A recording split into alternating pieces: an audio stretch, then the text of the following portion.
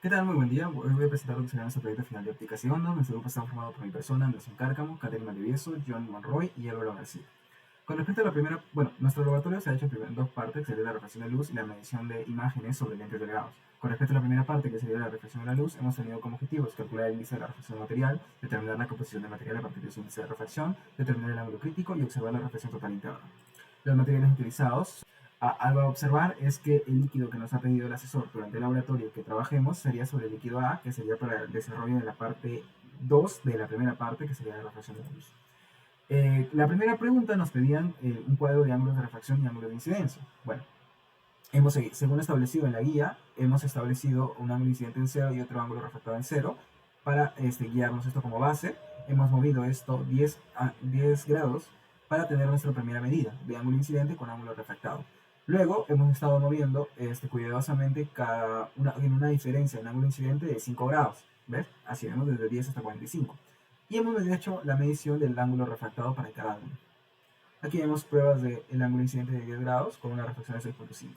Esto mismo hemos hecho tanto para el material A, como vemos, la diferencia se mantiene de cada 5 grados, y aquí vemos otra prueba del ángulo incidente de 15 grados con refracción de 11 grados. Lo mismo hemos hecho para el material B, el ángulo incidente de 10 grados con una refracción de 7 grados, que sería nuestra prueba.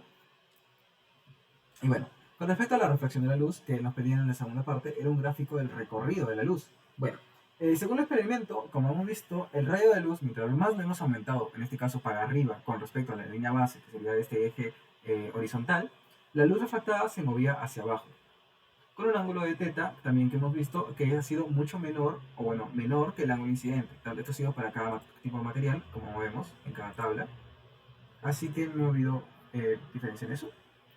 La pregunta 3 nos podrían encontrar una justificación matemática de cómo era la curva de un gráfico entre el seno del ángulo incidente con el seno del teta refractante. Bueno, algo que nos hemos guiado es que la diferencia del ángulo refractado se aproxima a ser constante, la diferencia entre cada punto. Por lo que podemos asumir de que la función del seno del teta incidente con el seno del teta refractante va a tener una tendencia lineal, o va a ser lineal en este caso, que sería lo ideal. Bueno, también nos hemos guiado de la segunda ley de Snell, que nos dice que n1 multiplicado por el seno de teta incidente va a ser igual a n2 por el seno de teta refractante, y como estos de aquí serían nuestras coordenadas para la tabla de la curva, bueno, lo podríamos reemplazar por lo que sería x y y, donde y sería el seno refractante y x sería el seno incidente. Si pasamos n2 a dividir, obtenemos lo que sería una función lineal, donde el seno de teta refractante va a ser igual a n1 dividido entre n2 por el seno de teta incidente, demostrando que la función de la curva dependería de los índices de refracción. Bueno, mi nombre es Álvaro García y soy el encargado de explicar el código que utilizamos para el ajuste lineal de refracción. Bueno, como podemos ver, acá en nuestro ajuste lineal hemos importado la librería Matplotlib, ¿no? En la parte de acá, y luego hemos tenido una función que nos va a ayudar a representar una función lineal para que será posteriormente usada para el ajuste. Bueno, después de esto, abrimos el archivo de masas.txt, donde hemos guardado el seno incidente con el seno incidente con el seno refractado, que vamos a utilizar para luego graficarlo en nuestro plot. Después de esto, hemos definido nuestras etiquetas A y B, que son los valores óptimos para nuestros parámetros de la función, utilizando la función curveFit y optimize de la librería matplotlib. Luego hemos calculado el coeficiente de determinación R cuadrado para evaluar la calidad del ajuste. Por eso utilizamos el cálculo de residuos y luego lo dividimos entre la suma de esos residuos al cuadrado. Bueno, luego imprimimos el coeficiente de determinación R cuadrado y luego hemos ploteado el seno incidente versus el seno del ángulo refractado. Esto utilizando Matplotlib, y hemos tenido que convertir los grados a radianes, debido a que Matplotlib trabaja de esa manera sus funciones de seno de seno y bueno, coseno, pero no lo estamos usando acá. Luego hemos calculado el índice de refracción, visto utilizando la media de todos los valores obtenidos. Y bueno, corramos el código para ver cómo esto funciona. Bueno, acá nos muestra, en la línea azul nos muestra los datos que tenemos y en la línea roja el ajuste que hemos realizado. Podemos ver de que nos indica cuál ha sido el índice de refracción y nos indica también cuál ha sido el coeficiente de determinación utilizado para el ajuste. Acá y el índice de refracción acá. Gracias. Del proyecto, nos pide identificar los líquidos a través de las referencias interiores encontrados en el edificio 6. En la superficie número 1, el índice de refracción experimental que nos dio el ejercicio anterior fue de 1.510435. Para el líquido A, teníamos el índice de refracción de 1.358155 y para el líquido B, 1.4861736. Utilizando la tabla de índice de refracción para líquidos, elaborado por Blackburn en el año 2016, podemos aproximar lo que serían los índices de refracción experimentales encontrados anteriormente. Es por ello que la superficie 1 estaría encajando dentro de la aproximación de índice de refracción de 1.715 perteneciente a aceite de cedro.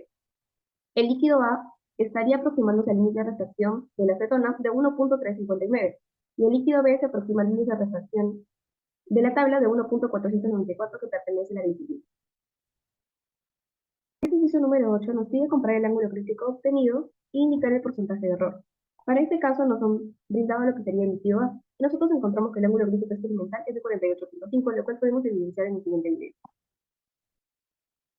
Como podemos observar, una vez de que la luz del láser deje de reflejarse en lo que sería el papel, estaríamos encontrando el ángulo crítico. En este caso, el ángulo crítico ya mencionado anteriormente es de 48.5 grados, el cual nos va a permitir calcular el porcentaje de error según el ángulo que encontremos posteriormente. Para poder encontrar el ángulo del cual vamos a fijar el ángulo crítico, tenemos que utilizar la fórmula donde estamos utilizando variables como el índice de refracción en el líquido A, índice de refracción en el aire, que viene a ser 1, y vamos a reemplazar los siguientes datos. Una vez reemplazados los datos indicando el arco seno, a la división del índice de refracción en el aire y el índice de refracción en el líquido A, estaríamos encontrando que el ángulo es de 47.42 aproximadamente. Para poder calcular el porcentaje de error, restamos el ángulo encontrado menos el ángulo crítico experimental sobre el ángulo de 47.42 multiplicado por 100%. Esto nos brinda un valor de 2.277583374 como error porcentual. En esta parte número 9, nos pide comprobar y mostrar qué va a suceder para ángulos mayores al ángulo crítico. En este caso, tomamos 4 puntos superiores al ángulo crítico de 48.5, los cuales fueron 55 grados, 60 grados, 65 grados y 70 grados, donde el ángulo final nos dio 126 grados, 121.5, 116.5 y 111.5. También nos pide que justifiquemos la parte experimental de manera teórica. Es por ello que nosotros justificamos de la manera siguiente. Cuando el ángulo de incidencia de un rayo de luz va a ser mayor que un ángulo crítico, en lugar de atravesar lo que sería el límite entre dos medios, el rayo se va a reflejar por completo en el mismo medio, en el cual eso se encuentra. Esto es lo que nosotros conocemos como reflexión interno total. Además, en la parte experimental se encontró que no hay luz que se refracte hacia otro medio, sino que no hay luz reflejada. Además, a medida que aumenta el ángulo de incidencia, el ángulo entre el rayo incidente y el rayo reflejado se hace más claro, es decir, más llano. Ahora, en la parte de lo que sería reflexión interna total, quiere decir que cuando un rayo de luz se va a encontrar en un medio con un índice de reflexión mayor, este va a tratar de pasar al otro medio con un índice de reflexión menor. Esto puede ocurrir en un fenómeno llamado reflexión interna total, y va a suceder cuando el ángulo de incidencia del rayo de luz es mucho mayor que el ángulo crítico. También podemos demostrar lo que hemos encontrado en la justificación con la ley de Snell. Para ello vamos a tomar un ángulo superior al ángulo crítico, que sería 65 grados, y lo vamos a multiplicar por el índice de refracción del líquido A, que sería 1.3581. Con la ley de Snell vamos a poder utilizar y calcular la dirección en la que el rayo de la luz se va a reflectar y si pasará o no a segundo de ella. Ejemplo mostrado, para este caso, debido a que la reflexión total interna y el ángulo reflectado no se puede definir, esto pertenece a los números imaginarios. En otras palabras, quiere decir que el ángulo de refracción no tendría una existencia física en un contexto específico. Y bueno, pasando a la segunda parte del experimento, tenemos la formación de imágenes con lentes delgados. En esta se busca estudiar la formación de imágenes con varias lentes, la longitud focal de una lente divergente y determinar la amplificación de una imagen formada por una lente delgada. Y pues, pasando a estos objetivos y a las preguntas analíticas, podemos observar en la primera pregunta que se nos pide calcular, comparar el S1' que obtenemos con las fórmulas que hemos visto en clase con el S1' que hemos podido medir en el laboratorio. Entonces, una vez tenemos nuestros datos, que son las medidas que hemos ido registrando en el laboratorio, y poniendo en incógnita el valor que se desea comparar, que en este caso es S1', pues hallamos un S1 teórico, un S1 teórico prima. Este S1 teórico nos da, una vez reemplazando estos valores, 16,44 centímetros. Sin embargo, si comparamos este valor con el valor experimental, pues notamos que hay una diferencia apreciable. En este caso, el valor experimental es de 17,6 y pues calculando el porcentaje de error nos da uno de 6,59%. Esto se debe a algunos factores que se explicarán en la conclusión de este video. Ahora pasando a la parte de amplificación y comparando estas amplificaciones, pues podemos ver que también existe una diferencia también interesante, ya que si bien parece a simple vista menos diferencia, pues esto es debido a que los valores son más pequeños. Y pues al ser un valor pequeño, una menor diferencia es igual de significativa que la diferencia de prácticamente 1 centímetro y un poco más que existe en este caso de C1' experimental y el que hallamos teóricamente. Entonces, para corroborar esto, también hallamos el porcentaje de diferencia. Nos da uno prácticamente igual al porcentaje de error que hallamos en el primer caso. Esto debido a que estamos trabajando con los mismos datos y estamos corroborando que pues, si hay un porcentaje de error se mantiene también para el caso de amplificación. O al menos es muy parecido en sus valores. Esta es la fórmula que usamos, la fórmula de la bonificación, que compara las alturas con las distancias. Y pues pasando a las medidas para el segundo caso, que es cuando ya incluimos la lente divergente en el proyecto, ya que al inicio únicamente estábamos usando una lente, pues tomamos las distancias para con esta nueva lente ver cuándo es que la imagen se observa con nitidez, la imagen reflejada en la pantalla se observa con nitidez. Y pues estos fueron los valores que registramos de una manera que se vea con una nitidez considerablemente, que se vea bien al menos la imagen reflejada, y pues esos fueron los valores que observamos. Y ahora a la parte analítica que nos pide comparar estos valores, uno entre D menos S1' y uno entre S2', lo cual se parece un poco a la fórmula de la distancia focal, que era 1 sobre F es igual a 1 entre la distancia del objeto menos 1 entre la distancia de la imagen, que pues es la manera en la que trabajamos el experimento, ¿no? Ya que existe una lente convergente y divergente que vendría a ser la distancia del objeto y la distancia de la imagen. Y pues, primero pasando a esto, si ponemos los valores, estos primeros valores se observa una relación que la ecuación 1 disminuye mientras que la ecuación 2, que la ecuación 1 aumenta mientras que la ecuación 2 disminuye. Esto se organiza más a profundidad en Python y se va a observar más gráficamente ahí. Y acá está la parte en la que vemos, por ejemplo, que mientras más se acerca la lente divergente, que es la segunda lente, mayor es la definición de la imagen reflejada. Podemos ver en la primera imagen que está un poco lejos de la pantalla y en la segunda imagen ya está acercándose más y podemos apreciar con más claridad la imagen.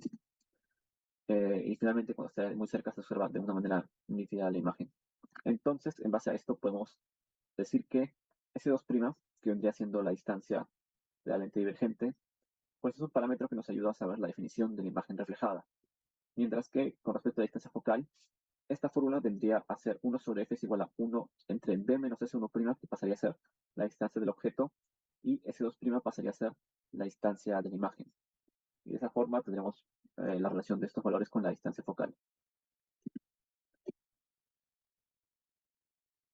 Y pues ahora les dejo con la parte del código que va a aplicar mi compañero.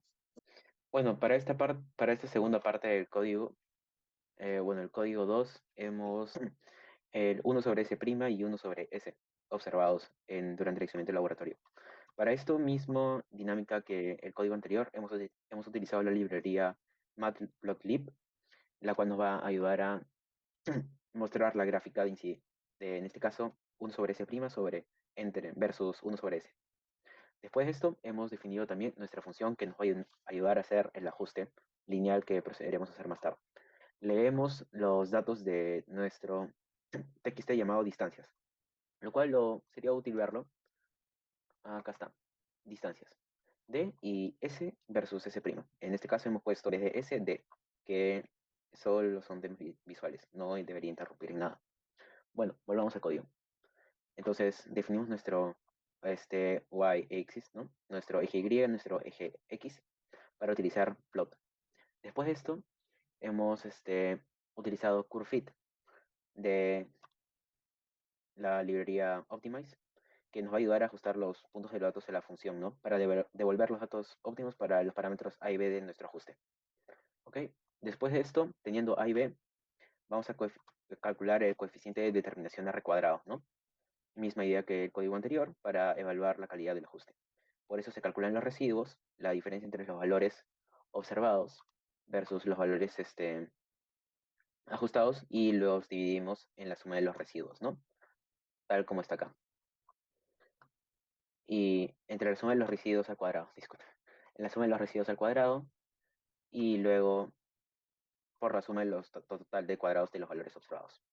Y luego imprimimos nuestro valor de R, y la misma idea, generamos los valores para la distancia focal con los valores originales observados.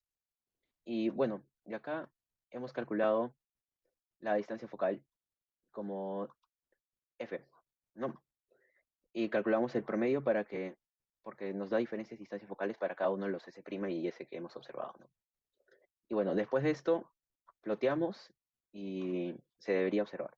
Corramos el código para verlo mejor. Veamos, acá está. Bueno, acá podemos ver nuestro 1 sobre S' y 1 sobre S, y podemos observar cómo se ha realizado el ajuste, siendo el azul los datos obtenidos y el rojo el ajuste que hemos calculado, nuestro ajuste lineal. Y bueno, acá podemos observar cuál es la distancia focal calculada y cuál es el R, que es nuestro coeficiente de determinación usado. Gracias. Bueno, pasando a las conclusiones de la parte de número 2 del proyecto, tenemos que las posibles fuentes de error con respecto a los porcentajes de error que encontramos en las mediciones son, en primer lugar, las limitaciones del instrumento de medición, es decir, usamos una regla y medimos en centímetros, no fue la manera más exacta en la cual medir las distancias, tomando en cuenta que puede haber pequeños errores a la hora de medir, y el error humano es medir las alturas, que esto es donde opino que hubo mayor error posible, ya que la parte de las distancias usábamos una regla fijada que ya estaba puesta por el laboratorio, pero para la imagen y su reflejo, como no teníamos una regla fijada, usábamos una regla normal, y es muy posible que ya haya habido un pequeño porcentaje de error más considerable. Eh, Ahora, en cuanto a las observaciones del experimento de la parte 2, se observó que las distancias focales y su relación varían con la inclusión de tanto la lente divergente como la convergente. Es decir, cuando incluimos la lente divergente, como vimos en el problema número 3, se da esta relación entre distancia objeto y distancia imagen, que es conocida, pero se reemplaza por las distancias de ambas lentes. Y en el caso de la primera, que es la distancia objeto, se reemplaza por un D menos S'. Eh, pero el caso de la lente, cuando es único es la lente divergente, sí es bastante parecido. Eh, También observamos que mientras más acercamos la lente divergente, es decir, cuando ya habíamos colocado la segunda lente, pues existía una mejor definición en el objeto, hasta que prácticamente cuando acercábamos la lente divergente muy cerca a la pantalla, este se veía muy claro. También dependía de cómo variábamos la distancia inicial de la primera lente convergente, pero por lo general esto era lo que se cumplía. Y recomendaciones, pues una recomendación es que ya nos den la medida de la imagen, es decir, es una imagen que está ahí puesta en el rayo, en el rayo que emite luz, por lo que conocer su altura por ya de como dato sería más preciso para el experimento. Y bueno, eso sería todo. Muchas gracias por ver este video. Adiós.